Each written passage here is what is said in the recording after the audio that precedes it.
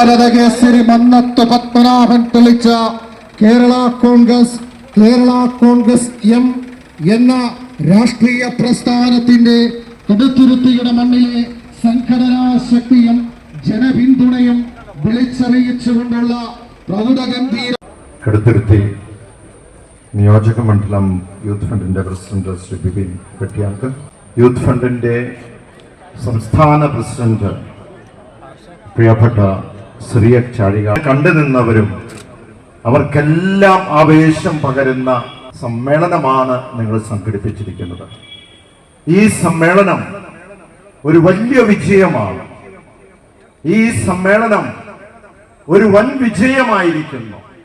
ഈ സമ്മേളനം വരാൻ പോകുന്ന വലിയ വിജയത്തിന്റെ ഒരു തുടക്കമാണ് എന്ന് ഞാൻ പ്രഖ്യാപിക്കുന്നു.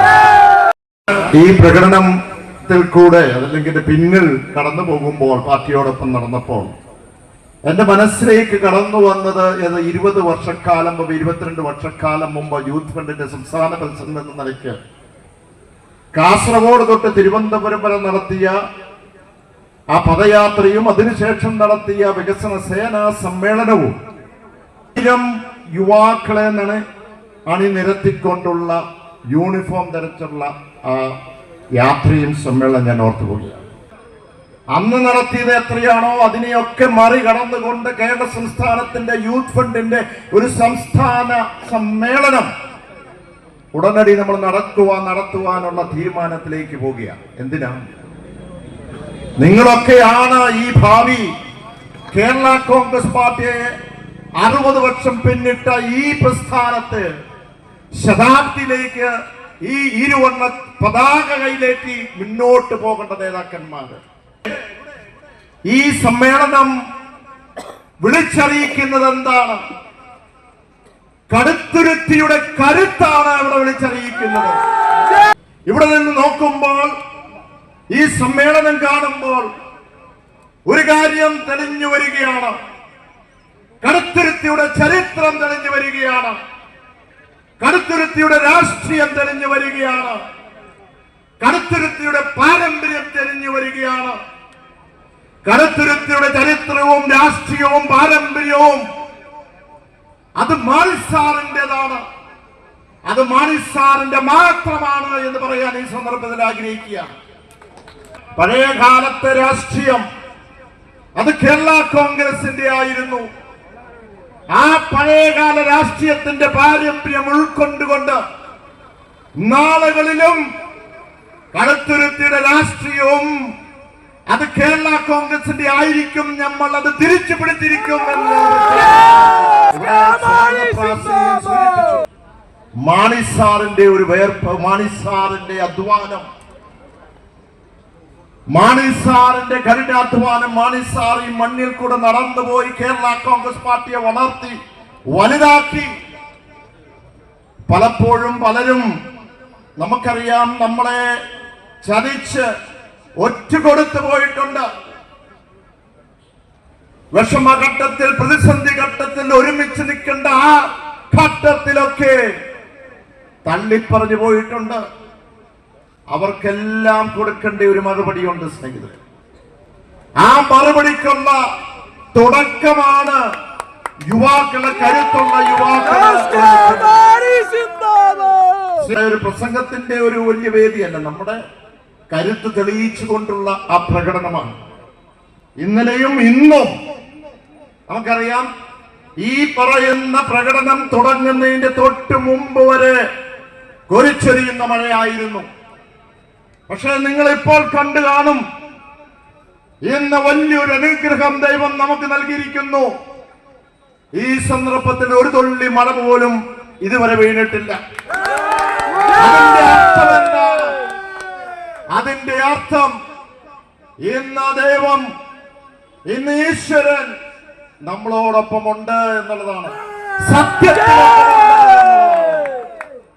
അപ്പോൾ നമുക്ക് ആ പഴയകാല രാഷ്ട്രീയ പാരമ്പര്യം ഉൾക്കൊണ്ടുകൊണ്ട് ഈ മണ്ണ് നമ്മുടെ മാത്രമാണ്, മാണിസാറിന്റെ മാത്രമാണ്, അത് ഞങ്ങൾ വിട്ടുകൊടുക്കില്ല എന്നതിലേക്ക് നമ്മൾ പോവുകയാണ്. ഞാൻ ഓർക്കുന്നു, ഒരു പാർലമെന്റ് അംഗമായതിനു ശേഷം ഏറ്റവും കൂടുതൽ ശ്രദ്ധ പതിച്ചത് അല്ലെങ്കിൽ ശ്രമിച്ചത് ലോക്സഭ, കോട്ടയം ലോക്സഭ എന്ന് പറയുമ്പോൾ 2009 ഈ പ്രദേശത്തിന്റെ ഒരു ജനപ്രതിനിധിയായി മാറുകയുണ്ടായി. അപ്പോൾ ലക്ഷ്യമിട്ടത് മറ്റൊന്നുമല്ല, വരുംകാല ജനതയ്ക്ക് വേണ്ടി, യുവാക്കൾക്ക് വേണ്ടി എന്ത് ചെയ്യുവാൻ കഴിയും എന്നുള്ളതായിരുന്നു എന്റെ മനസ്സിലുണ്ടായത്. കാരണം ഇവിടെ തിരിച്ചു പിടിക്കും എന്ന് പറയുമ്പോൾ മാറ്റങ്ങൾ നടത്തുവാൻ കഴിയുന്നത് യുവാക്കൾക്ക് തന്നെയാണ്. അത് ഞാൻ കൂടുതലായിട്ട് വിശ്വസിക്കുന്നു. അത് മാത്രമല്ല, ഭാവി തലമുറയ്ക്ക് വേണ്ടി ചെയ്തത് ഇവിടെയുള്ള IIIT ആണെങ്കിലും സയൻസ് സിറ്റി ആണെങ്കിലും Indian Institute of mass communication ആണെങ്കിലും കേന്ദ്ര വിദ്യാലയമാണെങ്കിലും അങ്ങനെയുള്ള പദ്ധതികളൊക്കെ നമ്മുടെ ഇൻസ്റ്റിറ്റ്യൂട്ട് ഓഫ് ഹോട്ടൽ മാനേജ്മെന്റ് നടത്തി വരും. അതിന് പ്രഖ്യാപിച്ചപ്പോൾ പലരും അതിനെ പരിഹസിച്ചവരുണ്ട്. ഈ നാട്ടിൽ ഇത് നടക്കുമോ എന്ന് ചോദിച്ചവരുണ്ട്. പക്ഷേ നമുക്കറിയാം, അത് നമുക്ക് നടത്തി കാണിച്ചു കൊടുക്കുവാൻ കേരള കോൺഗ്രസ് പാർട്ടിക്ക് കഴിഞ്ഞില്ല. അതിനെ ഒറ്റുകൊടുക്കുവാൻ നോക്കിയവരുണ്ട്. ഇവിടെ IIIT എന്ന് പറയുമ്പോൾ ഇവിടെ 10 കിലോമീറ്റർ അകലെ, അത് പാലായിക്ക് വേണ്ടിയല്ല, കേരള സംസ്ഥാനത്തിന് വേണ്ടിയിട്ടുള്ളതാണ്. Indian Institute of Information Technology നിങ്ങൾ പോയി കാണണം. 350 കോടി രൂപയുടെ വലവൂരുള്ള 2000 കുട്ടികൾ പഠിക്കുമ്പോൾ ഈ വർഷത്തെ അഡ്മിഷൻ 560 കുട്ടികൾ ചേർന്ന് കഴിഞ്ഞു. അഡ്മിഷൻ ഫുള്ളായി. 2000 കുട്ടികൾ അവിടെ ഹോസ്റ്റലിൽ താമസിക്കുകയും എല്ലാ വർഷവും പ്ലേസ്മെന്റില് അവിടെ പഠിക്കുന്ന കുട്ടികൾക്ക് അവിടെ 65 ലക്ഷം രൂപ ഒരു വർഷം ആനുവൽ പേ ആയി സാലറി കിട്ടി. മൾട്ടിനാഷണൽ കമ്പനി ചേരുമ്പോൾ അത് ആർക്ക് വേണ്ടിയാണ്? അത് യുവാക്കൾക്ക് വേണ്ടിയാണ്. അവിടെയാണ് 20 കോടി രൂപയുടെ മൾട്ടിനാഷണൽ കമ്പനിയുടെ റിസർച്ച് സെന്റർ വരിക. മാത്രമല്ല, അവിടെ ഇന്ന് 11ാം ക്ലാസ്സിലും 12ാം ക്ലാസ്സിലും ഡിഗ്രിക്ക് പഠിക്കുന്നവർക്ക് സ്പെഷ്യൽ ട്രെയിനിങ് കൊടുക്കുവാനുള്ള തീരുമാനം നാട്ടിലെ വിദ്യാർത്ഥികൾ കൊടുക്കാൻ തീരുമാനം നെമ്മച്ചാടി കേന്ദ്രത്തിന് ശുപാർശ ചെയ്തു. കഴിഞ്ഞ മാസം അത് ഉദ്ഘാടനം ചെയ്തു. എന്തിനാണ്? ഒരു മാസക്കാലം മുമ്പ് കേന്ദ്രത്തിന്റെ ധനകാര്യമന്ത്രി ശ്രീമതി നിർമ്മല സീതാരാമൻ ഈ രാജ്യത്ത് മറ്റൊരു വിദ്യാഭ്യാസ സ്ഥാപനങ്ങളിലേക്ക് അദ്ദേഹം പോയിട്ടില്ല. പക്ഷെ വന്നത് നേരെ IIIT. നിങ്ങൾ അറിഞ്ഞോ ഇല്ലയോ എന്നറിയില്ല. കാരണം ഇന്ന് ഇന്ത്യയുടെ നമ്പർ 1 സ്ഥാപനമായി IIIT വന്നിട്ടുണ്ടെങ്കിൽ അത് ഭാവി തലമുറയ്ക്ക് വേണ്ടിയാണ്, യുവാക്കൾക്ക് വേണ്ടിയാണ്. ഇവിടെ സയൻസ് സിറ്റി ആരംഭിച്ചു. എനിക്കറിയാം, കാലതാമസം വന്നിട്ടുണ്ട്. പല ഡിപ്പാർട്ട്മെന്റുകൾ അത് ചേർന്നതാണ് സയൻസ് സിറ്റി. അതിനകത്ത് ഇറിഗേഷൻ ഉണ്ട്, ഇലക്ട്രിസിറ്റി ഉണ്ട്, അതിനകത്ത് PWD ഉണ്ട്, അതിനകത്ത് IT ഉണ്ട്. ഇങ്ങനെ പല ഡിപ്പാർട്ട്മെന്റിനെ ക്രോഡീകരിച്ചു കൊണ്ടുപോകുമ്പോൾ ഒരാളും എന്നെ സഹായിക്കാൻ വന്നില്ല. ഉത്തരവാദിത്തപ്പെട്ട ജനപ്രതിനിധികൾ സഹായിക്കാൻ വന്നില്ല. പക്ഷേ അത് തീർന്നു കഴിഞ്ഞപ്പോൾ അതിന്റെ മുമ്പിൽ കയറി നിൽക്കുന്നത് കൊണ്ട് എനിക്കൊരു ബുദ്ധിമുട്ടുമില്ല, എനിക്ക് സന്തോഷമേ ഉള്ളൂ. പക്ഷെ സഹായിക്കേണ്ട ഉത്തരവാദിത്വം ജനപ്രതിനിധികൾക്കുണ്ടായിരുന്നു.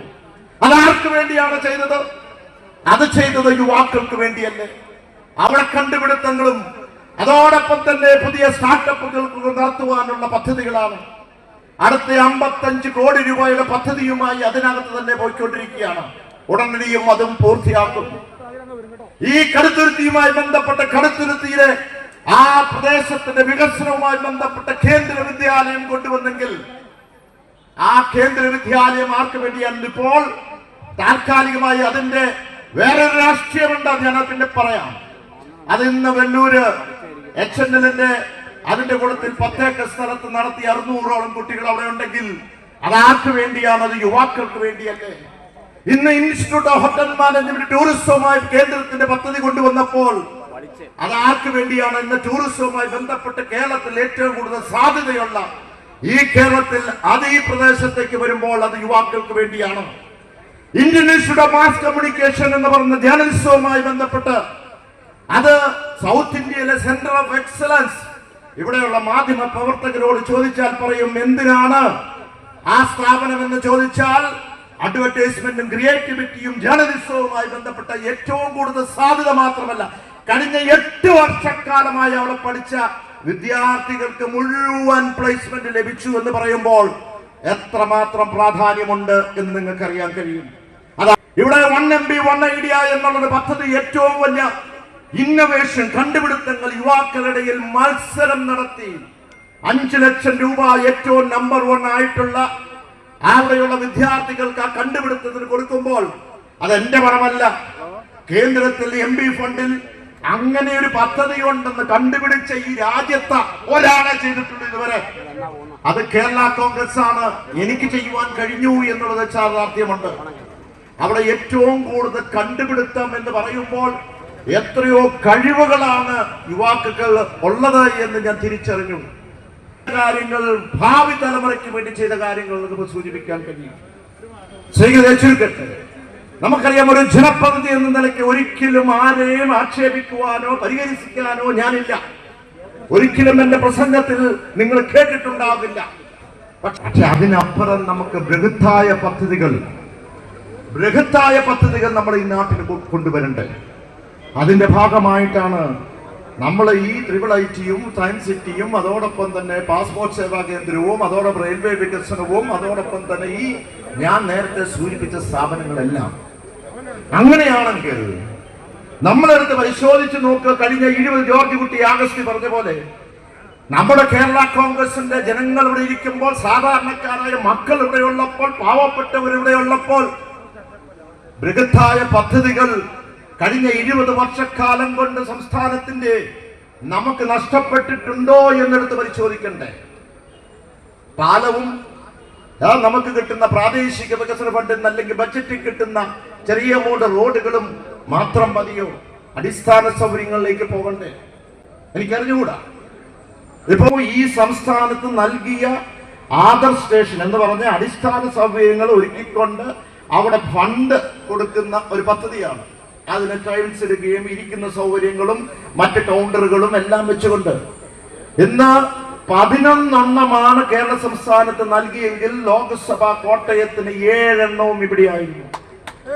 അത് ചിങ്ങവനം എടുത്താലും കുറുപ്പന്തറ എടുത്താലും അത് പിറവം റോഡ് എടുത്താലും വൈക്കം റോഡ് എടുത്താലും കാഞ്ഞിരമറ്റം എടുത്താലും അത് കുമാരനെല്ലൂർ എടുത്താലും ഇതൊക്കെ അവിടുത്തെ സേവാ കേന്ദ്രമായി മാറി. ഇന്ന് ആ സാമാന്യം ഇന്ന് നല്ല രീതിയിൽ ആ റെയിൽവേ സ്റ്റേഷൻ നമുക്ക് പുനർനിർമ്മാണം നടത്തുവാൻ കഴിഞ്ഞിട്ടുണ്ടെങ്കിൽ അത് ആ പറയുന്ന ആദർശ് സ്റ്റേഷൻസ് ആയിട്ട് പ്രഖ്യാപിച്ചത് കൊണ്ട് മാത്രമാണ്.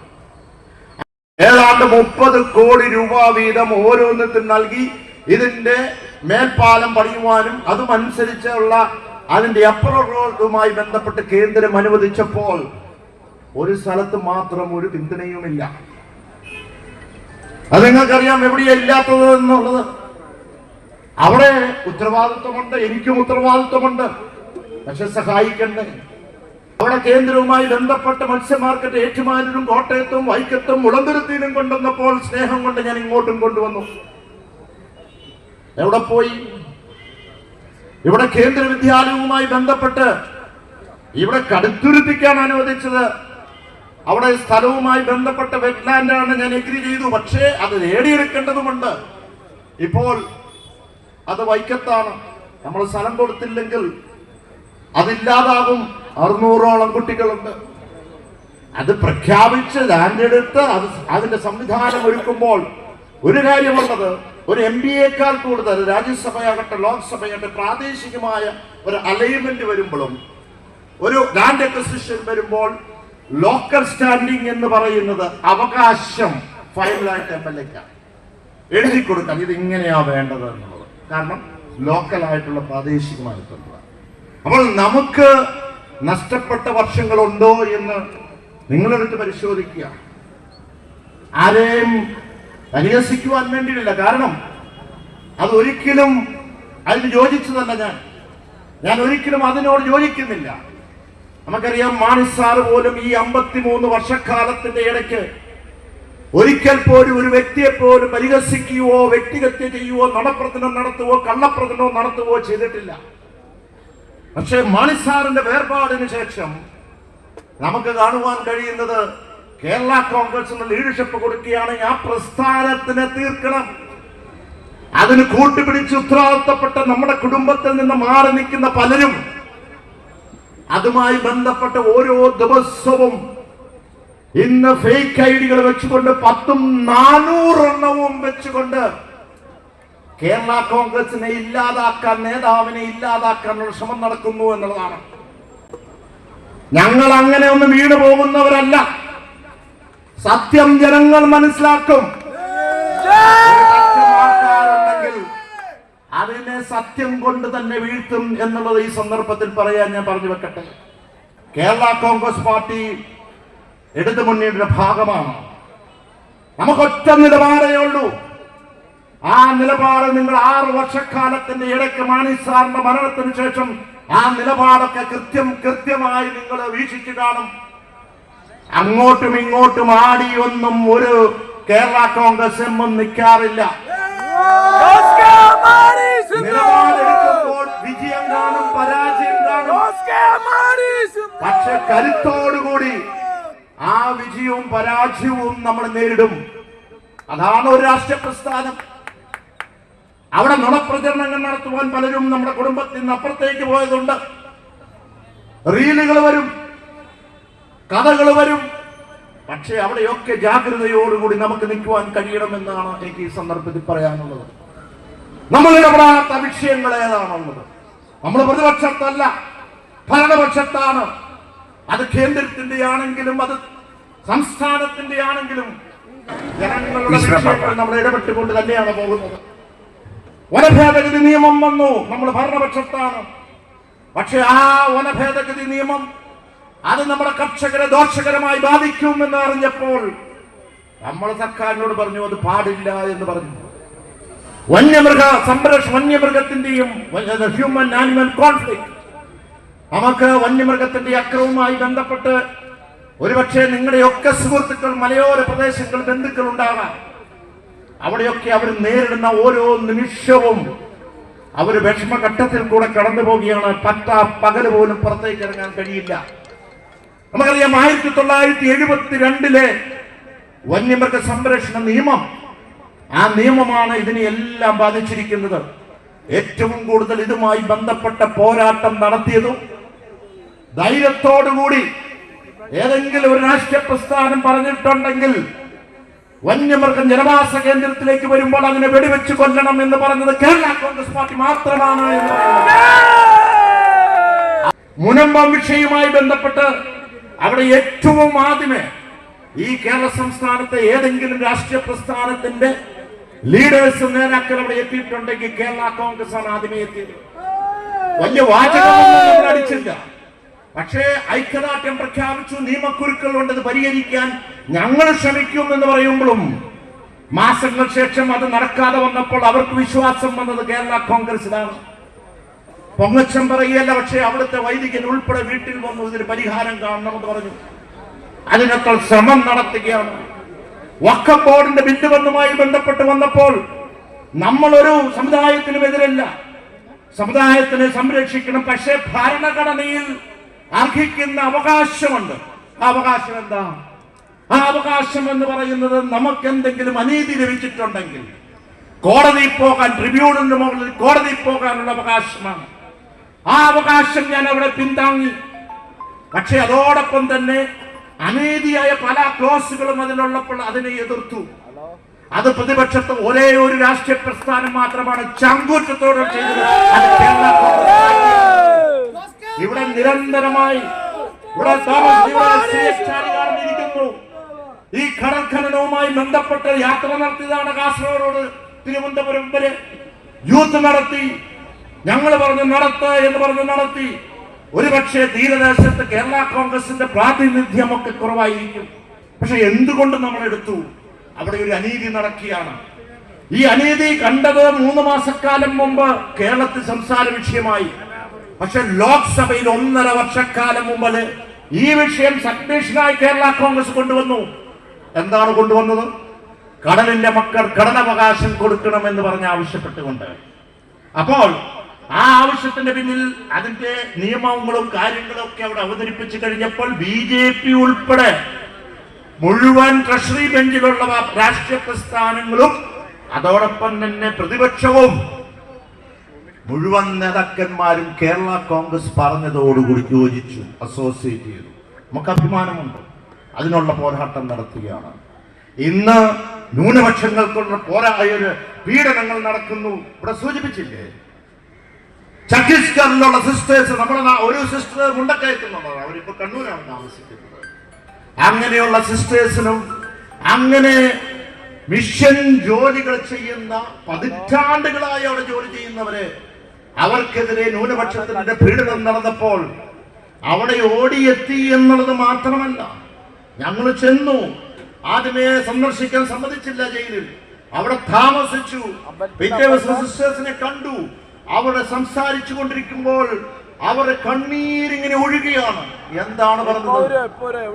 അവരെ ഭീഷണിപ്പെടുത്തി, കൂടെയുള്ളവരെ അടിച്ചു, മർദ്ദിച്ചു. അതിനപ്പുറം അവരോട് പറഞ്ഞത്, അവിടുത്തെ വർഗീയവാദി, നിങ്ങളെ വിദേശികളല്ലേ, നിങ്ങൾക്ക് ഇവിടെ ജീവിക്കുവാൻ ഉള്ള അധികാരമില്ല. ഞങ്ങളോട് ചോദിച്ചു, ഞങ്ങള് ഇന്ത്യക്കാരല്ലേ, നിങ്ങൾ ഉത്തരം അത് പറഞ്ഞ് കരയുക. എന്തുത്തരം പറയും എന്ന് പറഞ്ഞാൽ ഈ രാജ്യം ചിലർക്കുള്ളത് മാത്രമായി മാറുമോ എന്നുള്ളതല്ലേ ചോദ്യം. അവിടെയും ഓടിയെത്തി മാത്രം തിരിച്ചു വന്നു. ആഭ്യന്തരമന്ത്രിയെ കണ്ടു, തിരിച്ചു വീണ്ടും പോയി അവിടെ ക്യാമ്പ് ചെയ്തു.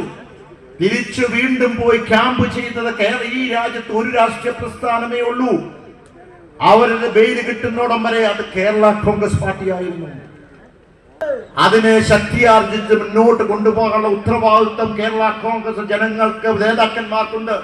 ഇനി വരാൻ പോകുന്ന പഞ്ചായത്ത് തെരഞ്ഞെടുപ്പ്, ആ പഞ്ചായത്ത് തെരഞ്ഞെടുപ്പ് തീർച്ചയായും അത് നമ്മുടെ ഒരു ടെസ്റ്റിംഗ് സോണായി മാറും.